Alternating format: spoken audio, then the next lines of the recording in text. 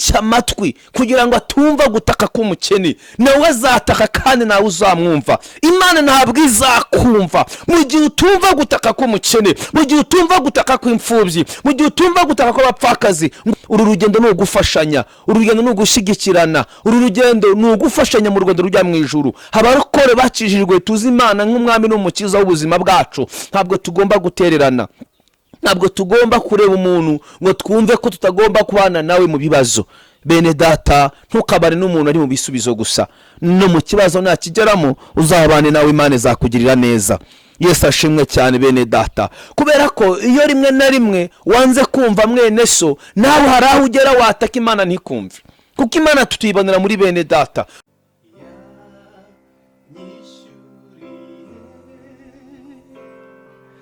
Ya myenda yose ya mbabariye ibyaha atumanerade. Shimwe bene data bakunze bikamba Karuvali TV, nongeye kubasuhuza. Amahoro y'umwami wacu Yesu nabane namwe. Nongera kubihanganisha mwebwe muri guma mu rugo, we wabuze wawe, we urwaye nawe urwaje. Imana y'amahoro iguhe kwihangana muri uru rugendo turimo.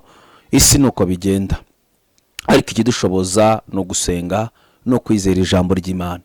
Reka suze rero abantu bari hirya no hino, suze aba diaspora, abari mu mahanga, abari hirya no hino, mwese mbifurije umugisha w'Imana mu izina rya Yesu. Umwami Imana abaha umugisha. Nawe udukurikirana kwikamba Karuvali TV, uhitaka guha umugisha. Reka dusenge Imana, dushimira Imana uyu mwanya Imana iduhaye. Mwami Imana yacu mu izina rya Yesu, ngushimiye kuduhaye umwanya wo guhagarara imbere yawe tuvuga amagambo waduhaye. Ndagusabye ngo umarukire kubana natwe, ijambo ryawe rikomeze imitima yacu. Buri wese asubizwemo imbaraga, wari wihebye wumvaga muri we nta byiringiro, agarurirwemo n'ibyiringiro n'iri jambo. Komeza imitima ya bene data aho bari muri guma mu rugo, natwe aho turi muri guma mu rugo. Reka umwuka wera w'Imana dukomeze. Twamaze kumenya neza ko ari guma ku mavi, kuko ari uzadutabarira. Reka rero dukomereza amaboko, buri wese akomezwe n'iri jambo mu izina rya Yesu, amen. Turakwishimiye, ndakurarikira gukurikirana inyigisho yacu. Ndabizi neza ko Uwiteka araza kuguha umugisha, kandi Imana iraza gukorana nawe ndetse iraza gukorana nanjye. Ijambo ryarambwiye ngo uwigisha n'uwigishwa bose bunguki. Reka rero nge nawe twungukira imbere y'Uwiteka Imana Nyiringabo. Imana iguha umugisha. Turaganira ku magambo ari mu gitabo cy'Imigani. Aya magambo numvise umwuka wera akomeza gushyira ku mutima. Ndabizi ko Imana iraza kuyakoreramo ku buzima bwanjye n'ubuzima bwawe. Igitabo cy'Imigani turahera ku gice cya 11 umurongo wa 25. Reka dusome. Biravuga ngo umunyabuntu azabyibuha kandi uvomerera abandi nawe azavomererwa. Amen. Dusomye ijambo ritubwira ngo umunyabuntu azabyibuha kandi uvomerera abandi nawe azavomererwa. Umutwe w'amagambo nawise gukorera Imana utitaye kubiri imbere yawe, utitaye mu buzima ubayemo. Kubera ko amagambo dusomye ni amagambo ngira ngo agufashe nanjye afashe. Uyu mugabo yaritonze, ni umugabo wasenze Imana, ni umugabo wahuye n'Imana, ariko aza kumenya neza ko umunyabuntu ari uzavomererwa. Ese ubuntu ni iki?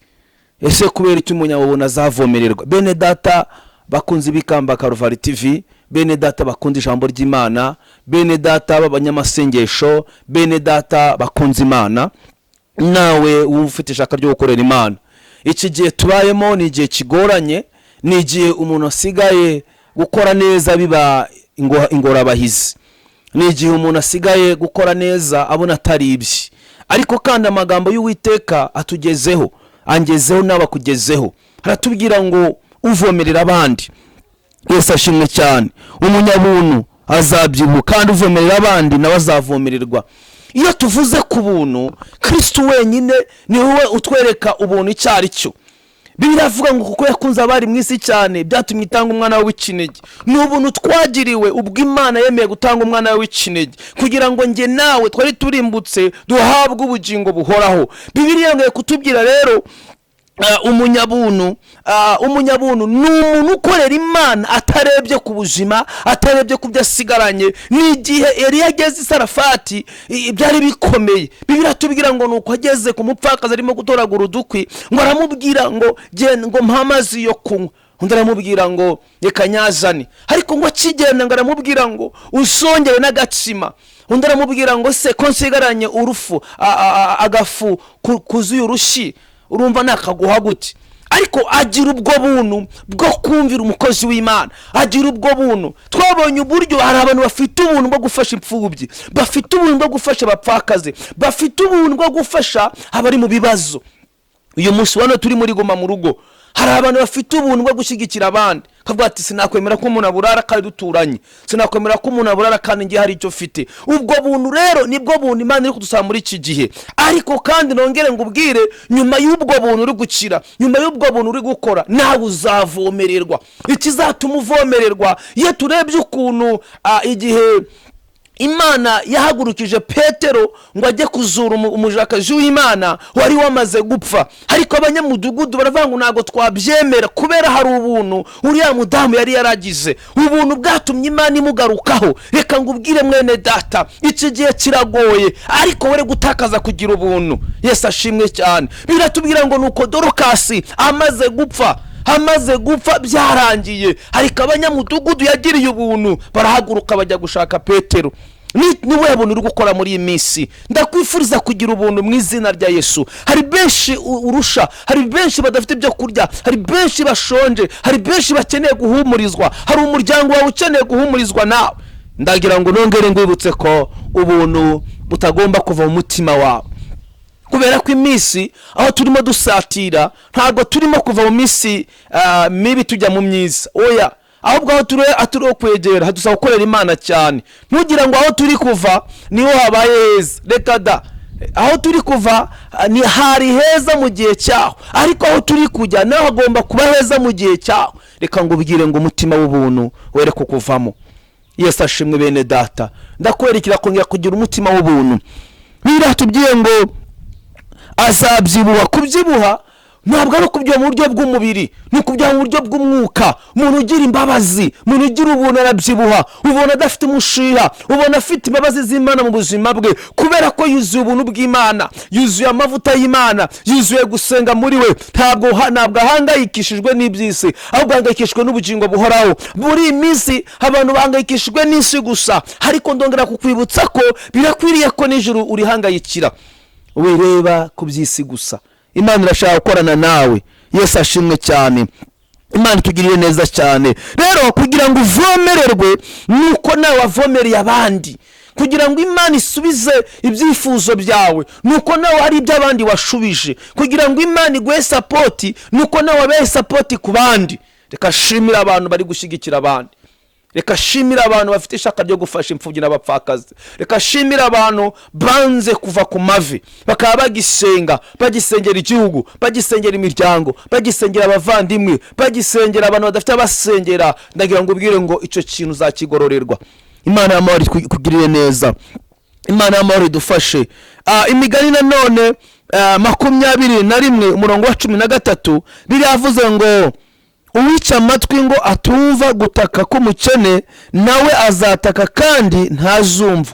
Imana ishimwe cyane. Uwica amatwi kugira ngo atumva gutaka k'umukene nawe azataka kandi nawe uzamwumva. Imana ntabwo izakumva mu gihe utumva gutaka k'umukene, mu gihe utumva gutaka kw'imfubyi, mu gihe utumva gutaka kw'abapfakazi. Ngo biramureba ngo se ninjye ngo ntabwo ari njye ugomba kumutunga. Niba hari icyo urusha mwene so, niba hari icyo urusha umuvandimwe, niba hari icyo urusha umugenzi wawe, ni byiza kumufasha. Yesu ashimwe cyane. Uru rugendo ni ugufashanya, uru rugendo ni ugushyigikirana, uru rugendo ni ugufashanya mu rugendo rujya mu ijuru. Abarokore bakijijwe tuzi Imana nk'umwami n'umukiza w'ubuzima bwacu. Ntabwo tugomba gutererana, ntabwo tugomba kureba umuntu ngo twumve ko tutagomba kubana nawe mu bibazo. Bene data, ntukabare n'umuntu ari mu bisubizo gusa, no mu kibazo nakigeramo uzabane nawe, Imana izakugirira neza. Yesu ashimwe cyane bene data, kubera ko iyo rimwe na rimwe wanze kumva mwene so, nawe hari aho ugera wataka Imana ntikumve, kuko Imana tutuyibonera muri bene data. Ntugire ngo Imana nzayibona ntakubonye, kugira ngo mbone Imana nuko mbona ineza y'Imana ivuye kuri wowe. Imana iri mu ijuru, Imana igendera mu bantu, Imana ikorera mu bantu.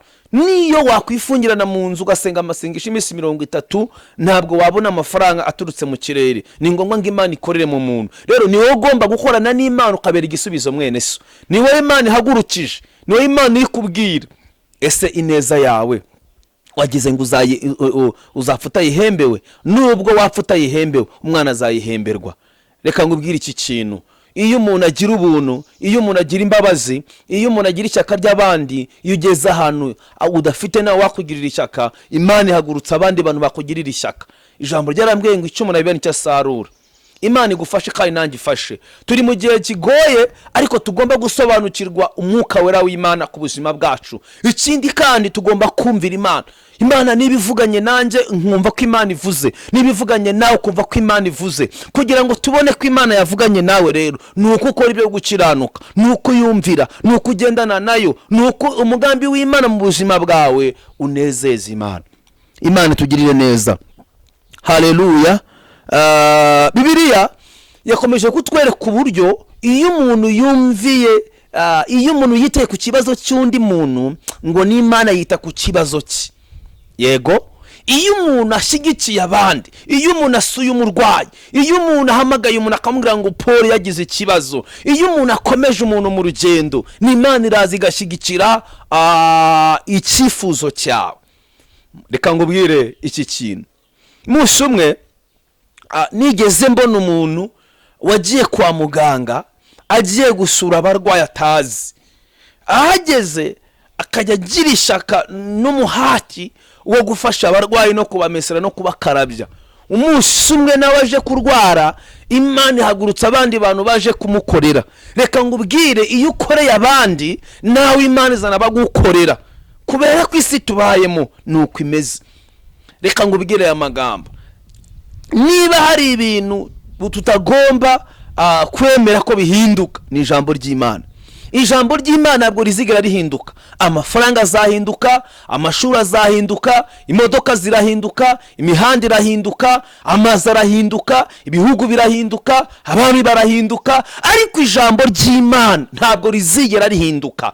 Uko Bibiliya itubwira ngo uko Yesu yarari n'uyu munsi niko akiri. Niba Yesu yaravuze ngo tugire imbabazi, ntabwo bizigera bihinduka.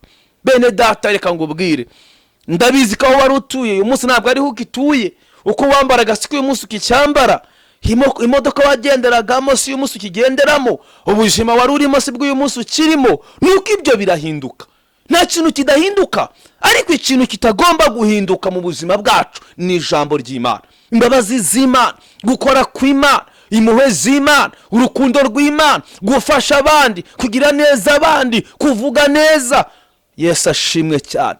Hari ibintu tuzabazwa kubera ko Imana yabiduhaye kugira ngo tubifashisha abandi. Rero nubona hari icyo ufite abandi badafite, ntugire ngo nuko wasenze cyane, ntugire ngo ari wowe wakibonye kubera ko Imana igukunda kurusha abandi, ahubwo nukugira ngo Imana igaragare kuri bya bintu Imana yaguhaye. Cyane ko nukora neza ukaba n'abandi neza, Uwiteka azaguhemba. Yesu ashimwe cyane. Reka ngubwire mwene data, urubanza uzacirwa n'urubanza nzacirwa ntabwo ari urubanza rumwe, kubera ko uwamenye byinshi azabazwa byinshi. Niba Imana yaraguhaye amafaranga ntuyakoreshe neza, Imana izayakubaza. Niba Imana yaraguhaye inzu ikaguha amamodoka ntufashe abandi, Imana izabikubaza. Niba Imana hari ikintu yaguhaye abandi n'ikibahe, yagiraga ngo ubere abandi igisubizo, yagira ngo uzamure abandi, kubera ko kuba Imana yarakuzamuye ni ukugira ngo nugira aho ugera nawe uzamure bene so. Ntabwo ari ukubirataho, ntabwo ari kubabwira ngo bo ntibazi gusenga, bo ntabwo bashubijwe, oya, ni ukugira ngo nabo bagera aho bagera, kubera wowe uri igisubizo cy'abandi mu izina rya Yesu. Uri esikariye abandi bagomba kuzamukiraho. Imana izakugirira neza, Imana izakugeza kure numvira abandi, nutega amatwi abandi bakakubwira ukabumvira, niba guhamagara ukabitaba, niba kwandikira message ukabasubiza, Imana nawe izagusubiza mu izina rya Yesu. Kuko ijambo ryatubwiye ngo uwica amatwi ngo atumva gutaka ko mukene, nawe azataka kandi ntabwo azumva, ntabwo azemerwa, ntabwo ijwi rye rizemerwa ku Mana, kubera ko iyo ufunze amatwi yawe nta muntu ushaka ko gusteresa, ntushaka kwitaba telefone z'abagusaba inkunga. Ese wowe ubaye nkawe? Ese uyu munsi wowe Imana igufasha kugukura muri ubwo bukire ikagushyira mu bukene, wowe nawe ugahamagara mwene so atakwitabye byagenda bite? Erega nanone tugomba kwishira kugira ngo tubashe gukorera Imana neza, tugomba kwigeranya n'abandi bose. Fase niba ndi Imana impaye amazabiri, nkaba umuntu kanaka mbera mu nzu akaba ataranyishura, nkaba mwirukanye, ese njyewe mbaye we nawe akaba njyewe, we yanyirukana, Yesu ashimwe cyane. Nanone ni byiza ko dusubiza amaso inyuma tukareba Imana, ibyo Imana agiye dukora mu buzima. Ese ni Imana yagukoreye igitangaza yagiraga ngo wirate ku bandi, cyangwa ngo ahubwo ubere abandi ubuhamya? Ntabwo ibintu Imana igukoreye kugira ngo bikandagize abandi. Njyewe ndakomeye, njyewe ndi umuntu udasanzwe, njyewe uranzi, njyewe narasenze cyane, njyewe buriya nize amashuri menshi. Ibyo byose ntabwo Imana yabigwaye ngo bikandagize bene so, yabigwaye kugira ngo bizamure bene so. Ongera wibuke imfubyi, ongera wibuke abapfakazi, wibuke ko Bibiliya tubwira ngo hari umugabo wari ufite umugaragu, ngo nuko atuma Yesu. Iyo dusomye igitabo cya Luka tubona uburyo uriya mugabo yagiye yohereje abantu ngo bajye kumubwirira Yesu ngo aze kumukiriza umugaragu. Dukeneye imitima ikunda abandi kugera naho dukunda abagaragu bacu, naho dukunda abakozi bacu. Nta menetere munsi ngo umukate, ntakora ikosa ngo umwirukane, ntumuraze hanze. Umunsi wo guteka inyama niwe watetse, umunsi wo guteka imyumbati niwe watetse. Igihe mwatetse neza we ntagomba kwegera ku meza. Ibyo ntago ari byiza nk'abarokore turi kujya mu rugendo. Usibye no kuba turi abarokore, n'ubupfura burakwiriye, n'ubumuntu burakwiriye. Ngana ku musozo, ese ugeze hehe ufite umutima w'ubumuntu? Ese ugeze hehe wanana gukora neza? Ugeze hehe wumva abandi? Ugeze hehe usubiza message z'abandi? Ugeze hehe umuntu aguhamagara nawe ukamwitaba? Yesu ashimwe cyane. Kuko Bibiliya tubwiye ngo umunyabuntu azabyibuha, kandi uvomerera abandi nawe azavomererwa. Nanone twabonye ko uwica amatwi ngo atumva gutaka ko mukene, nawe ntabwo azigera yumva, ntabwo azigera yemerwa. Ese umutima urakubwira iki? Ese umuhigo wahize warawuhigiwe? Ese umuhigo wahize warawuhiguye? Ese Imana uracyabana nayo? Ese aho guma mu rugo uri ku mavi? Ese urimo urasabana n'Imana? Imana igufashe kandi igukomeze. Ni urugendo rutatworoheye, ariko mukabara azadufasha. Ndagira ngo ngusengere kandi ngwifurije kumva iri jambo ry'Imana ukarirangiza. Niba utarakora subscribe ni ngombwa kuyikora, kandi ugasangiza bene data iri jambo ry'Imana. Ndabizi ko Imana izaguha umugisha uko bukeye uko bwije. Reka dusengane Imana. Mwami Imana yacu, mu izina rya Yesu Kristo, ndasenze kugira ngo manuke kuza kubana natwe, udusuke amavuta n'imbaraga, uduhe igikundiro n'igitinyiro, wirukana imbaraga zitubuza kugira ubuntu, wirukana umwuka utubuza gukora neza, wirukana umwuka utubuza gushyigikira abandi, uturandurire kamere muri twe, mu izina rya Yesu Kristo wa Nazareti. Duhe kumvira imfubyi n'abapfakazi, uduhe gukora ibyo twahamagariye gukora. Mana, uduhe imitima ikomeye muri iki gihe cya none, uturinde iki cyorezo, ugikureho kuko urabishoboye. Imbaraga zawe ziganze mu buzima bwacu, turinde intege nkeya ahubwo tugira abanyembaraga. Uduhe gukora neza kuko ibyo tuzahemberwa. Rinda imitima ya buri muntu wese twumvise, kandi amavuta y'Umwami wacu Yesu agomye kutubaho. Senze nizeye kubikoze mu izina rya Kristo Yesu, amen.